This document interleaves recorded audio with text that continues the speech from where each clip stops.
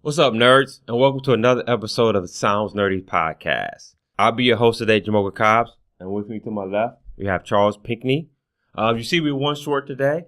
That's all right, we had to get rid of him. He was a bust in the scrub anyway. But no, just kidding. Conflict of schedules, but he'll be back next week.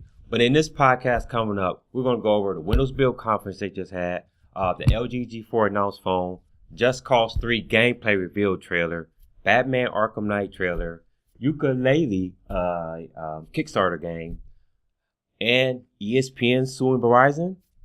Stay tuned.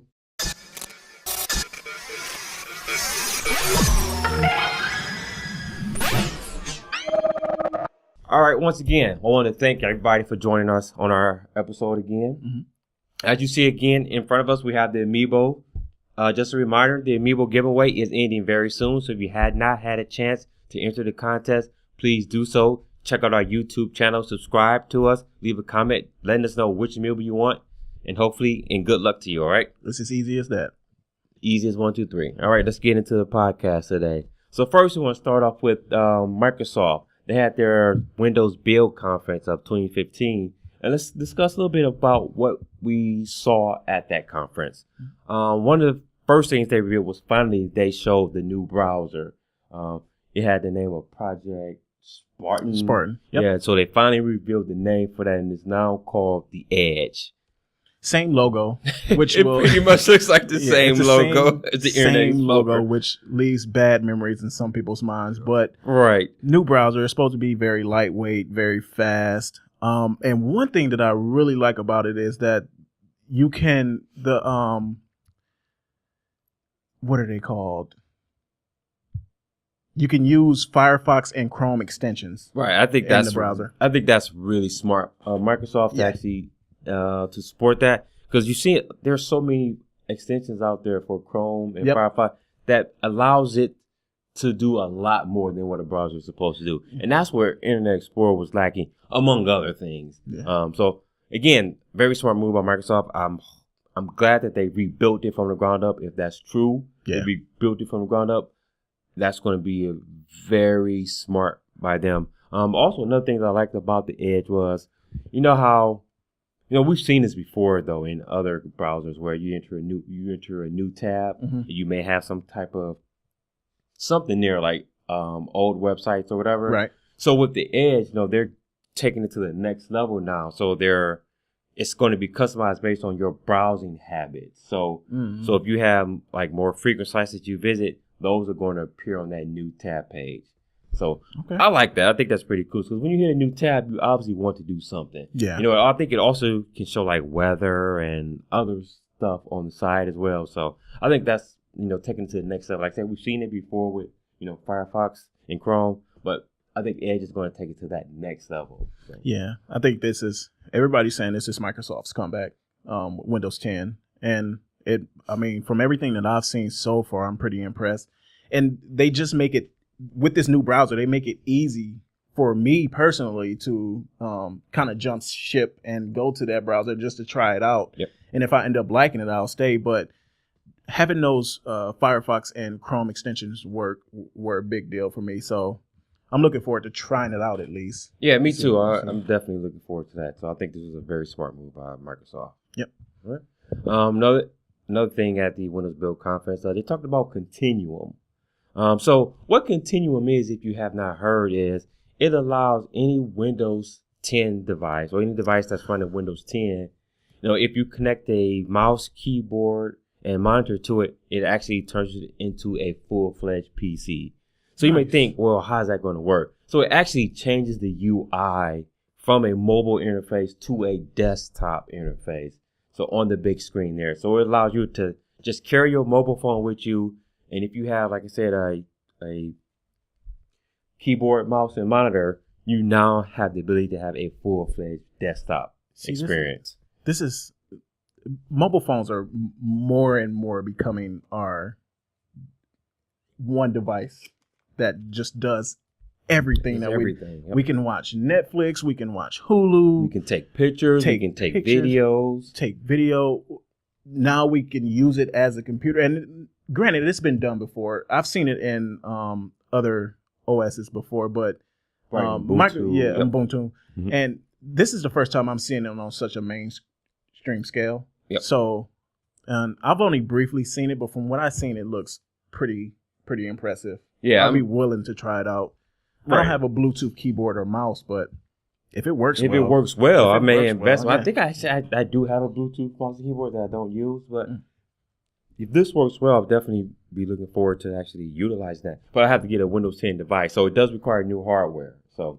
Oh yeah, that's right. So that's one thing. You do have to have a new Windows 10 or Windows Mobile device that's running Windows 10. That might be the downfall of it. But. So I don't mind Windows 10 or Windows Mobile in general. The last version, Windows 8 for mobile, I actually enjoyed it quite a bit. The app selection just wasn't there, so I had to go back to Android, but it wasn't bad. If they can get the more applications flowing through. I think they got all the big guns. I think they got Instagram, Facebook, Twitter, all that good stuff now. But being able to be frontline for new features and updates and new applications is key for them right now. So exactly.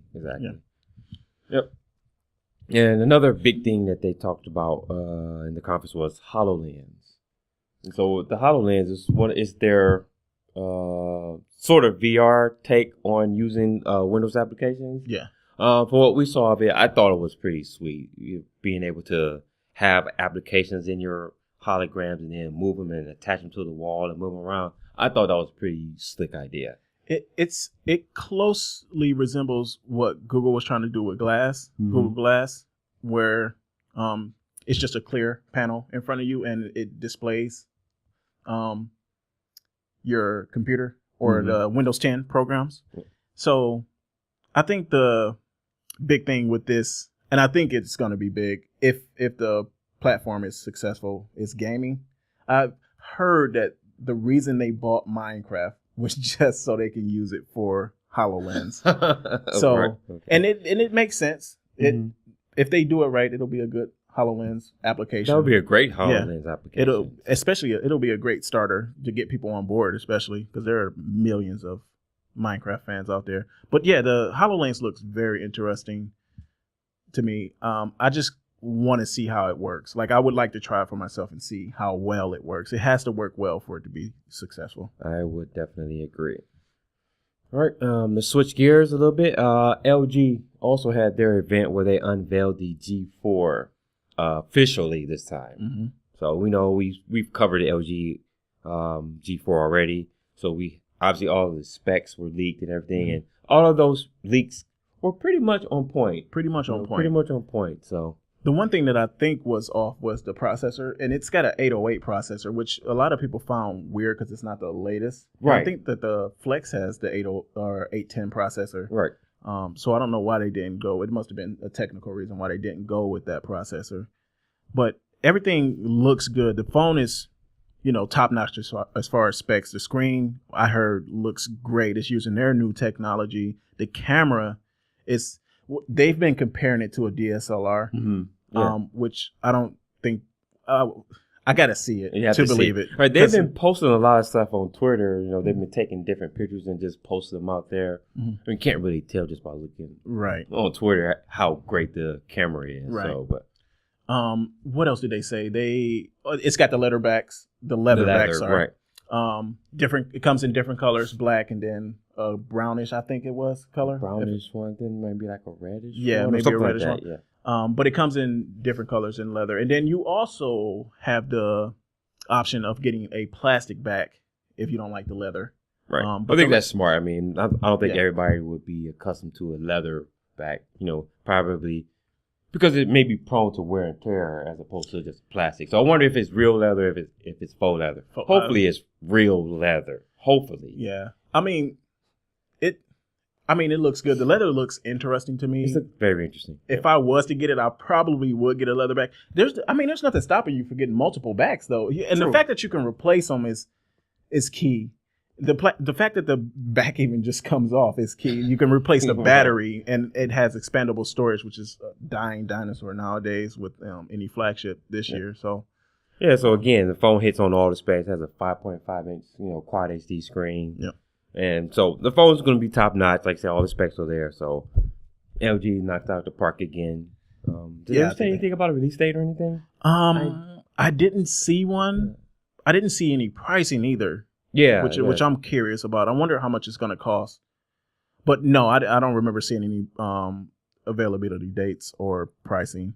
And another thing to note is that it comes with a 3,000 milliamp battery, which is huge. It's huge. This phone should last all day on the charge. Right, so it should be getting better battery life than the Samsung is getting right now. But that's another story for another day. Yeah, another story for another day. I've been using my Galaxy S6 for about since it came out, a little before it came out, and the battery life hasn't been so good. But the fast charging makes up for it most of the time. If I have the charger with me, like if I'm out somewhere, I don't carry a charger everywhere with me. That was the big drawback for me.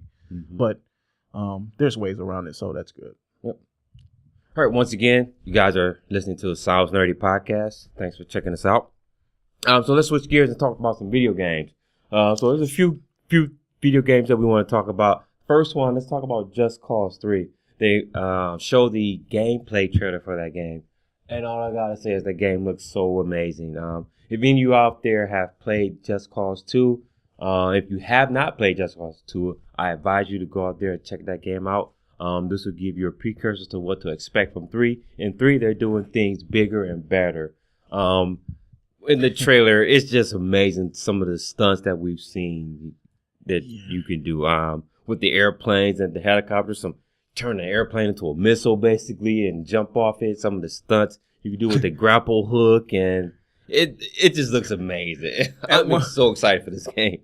At one point during the trailer, I seen a helicopter smack the side of a bridge. Like it was above the bridge, and then all of a sudden whipped around like somebody took a lasso and just like whipped it on the side of a bridge. The game looks awesome. I think I wasn't planning on getting it until I seen the trailer.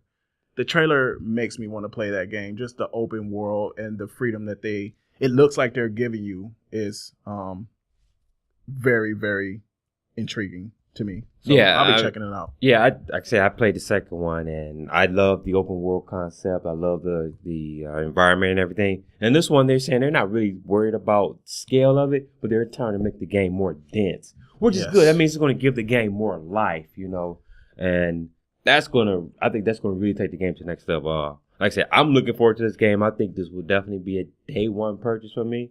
So yeah, it'll be a day one for me. And I got to give them kudos for making it more dense and not larger. I think a lot of times developers get into this habit of just wanting to make things bigger and bigger and bigger. And then these worlds that they create are not dense at all. There's not much to do in them. They're boring, basically. So I was glad to hear when he said that we were just focused on making the world more dense. And then they also said that they got caves as well.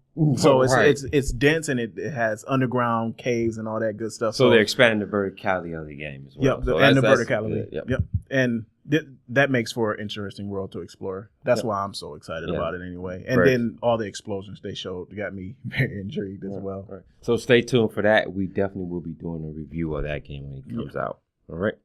Another game, Batman Arkham Knight. They released the gameplay trailer for that as well. So we get to see a little bit more gameplay footage of Batman Arkham Knight. Again, Rocksteady knocks it out the park again with what we've seen so far. And this time they stepped it up a little bit by adding three playable characters. Or no, actually, there's 4 with the DLC. We'll get into the DLC in a minute. So Robin and Catwoman. Robin and Catwoman are there. And then there's another character that I'm drawing a blank on. Batgirl?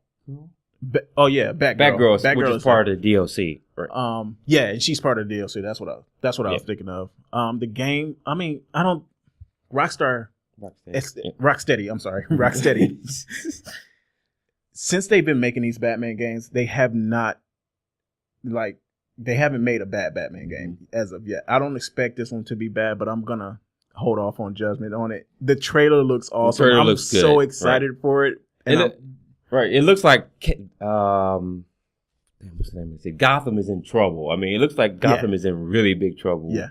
And they need Batman to come save them, man. Another thing that they talked about, that you can actually switch between the characters during the gameplay, during the game. So I think that's going to be sweet. That's going to make for some excellent tag team moves. And what they showed in the trailer was, a couple of characters teaming up to do moves against the enemy character. So that if Rocksteady is able to translate their combat to a tag team, that's just going to be amazing. Did you play the other two? I played a little bit of Arkham Asylum. I didn't get a chance to play Arkham City, but I want to play. I have to go back and play that game.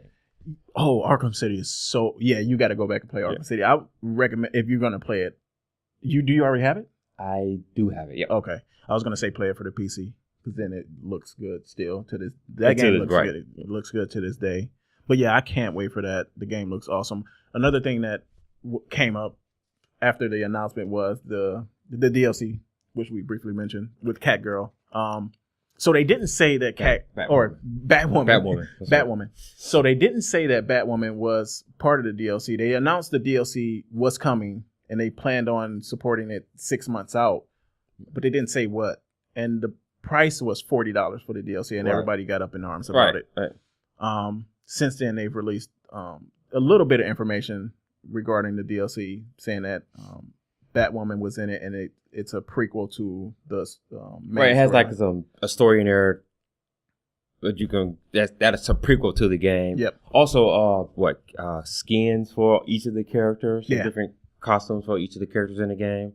So they've actually expanded on that initial announcement for the DLC. I think they made up for the $40 price tag, which is still incredibly high for a season pass, but.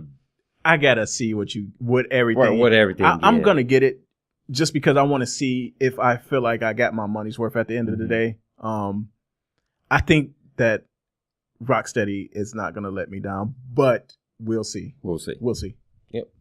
All right. Last game we want to talk about, Ukulele. You know, if you have not heard about this game, this is a Kickstarter game. This is actually made by some of the former Rare developers who actually went out and started a Kickstarter campaign. And, you know, they're creating this game. It actually is a platformer, and it's the spiritual successor or successor to Banjo-Kazooie. So the game, it looks a lot like Banjo-Kazooie. It looks really good, very colorful. I'm excited about this game. The Kickstarter itself, raised how much money? I think it's at $2 million. It broke records for the amount of money it raised in one day. I think it's at $2 million right now as we speak. That's a lot. And yeah, that is a lot. So they're going to be able to go further with their ambitions for the game. And that excites me even more. I'm looking forward to the game. I haven't backed it. I've never backed anything on Kickstarter. But I'll definitely get the game when it comes out. I've been thinking about backing this game. Like I was just thinking about signing up and backing it. Okay. The game is supposed to come out next year in October. So they had a 2016 date, but that's temporary. Like, that's not a concrete date. That could shift depending on development. And with the amount of money that they raise, I fully expect it to kind of slip. Yeah, I mean, they raised $2 million, and they're going to continue to raise more money. So I'm looking forward to them being able to add more content to the game, making it more in depth. It's one of the things that they talked about. So if you have not checked that out, make sure you check out Yooka Laylee. Yep, Ukulele. Very interesting game. So, and what's funny about this announcement came around the time that the actual developers that are still at Rare, they're making an announcement at E3 about what their next big game is. So I can't wait for that. It's just so much good news this year. E3 needs to come needs to come fast. Yeah. So still got a little ways to go before E3. Yep. All right, and last but not least, ESPN wants to sue Verizon over giving customers the ability to customize their cable package. And obviously ESPN is upset about this because they're claiming that Verizon and ESPN had a contract to include ESPN in there. But what Verizon is saying that they did not have a contract or so. It's going to be interesting to see how that shakes out. And look, I'm kind of pissed off that ESPN would try to take this route and try to sue. Yeah. Because it's what customers want these days. Customers want the ability to pick and choose what they want to pay for when they want to watch TV. I mean, we're changing. The landscape is changing. And all these major providers and content creators need to, step up and get with the times that, people are changing. Their viewing habits are changing. Yeah, I think it just screams that they're not ready or they can't adjust to the fact that we are going to a la carte cable type of service. It eventually cable is dying. Cable is dying. Cable is dying. And if they don't have a plan yet, I don't understand. ESPN is one of the few channels that I believe could survive on its own if they really needed to. They probably wouldn't make as much money, but they could survive. They could survive, right? I mean, they would be missing that $3 to $4 out of each bill if Verizon, does this from the customers. From that each subscribe. customer, right? That subscribe to cable or DirecTV or whatever, or satellite. But yeah, ESPN could make it on their own. I mean, there's a ton of people out there who actually have cable just because they need to watch live sports. I'm one of those people. I have to have cable because I need to watch live sports. And ESPN, if they understand that they should be able to survive by making their standalone application or standalone service, and I think they'll be fine. I think they will too. They're under the Disney umbrella too, right? So that just I think they'll be fine eventually. They just need to hash out a plan. And the fact that they're suing Verizon for this, it does leave.